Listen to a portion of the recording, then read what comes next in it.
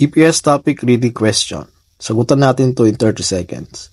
First step, i-analyze ang instruction or question. Hanapin ang keyword. Ang keyword dito is cotton. Ang ibig sabihin ay same meaning. So, hanapin mo yung same meaning or same content na nasa choices. Huwag mo nang basahin itong paragraph. Diretso ko na agad sa choices. So, number 1, keyword. Hanapin mo yung keyword mo dyan. Para makita mo ang keyword mo, tingnan mo yung marker. Ang marker dyan is E. Anong dinikitan niya? Saramdul. Then, hanapin mo yung may marker dito na E. Ayan. And, ayun.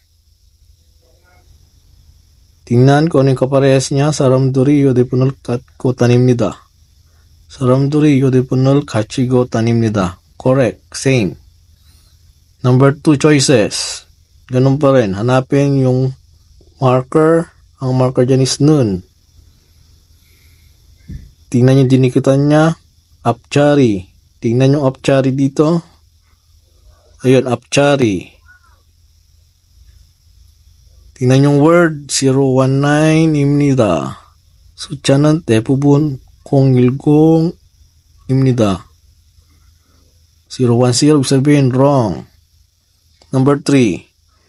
Tingnan ulit yung marker natin. Yan. Chonwarul padon sa ramuri donol nemnida. Chonwarul padon na yun. Yes. Ang sabi, donol neji ansumnida. Donol nemnida, that's wrong. Ito kasi neji ansumnida. Ito naman nemnida. Sabi hindi sila parehas. And number 4. Keyword is yude ponurunan. Asa niya? Ayun. Parehas ba siya? Tongwaman, tongwado. To ang sabi dito is man. Wrong. So correct answer is number 1.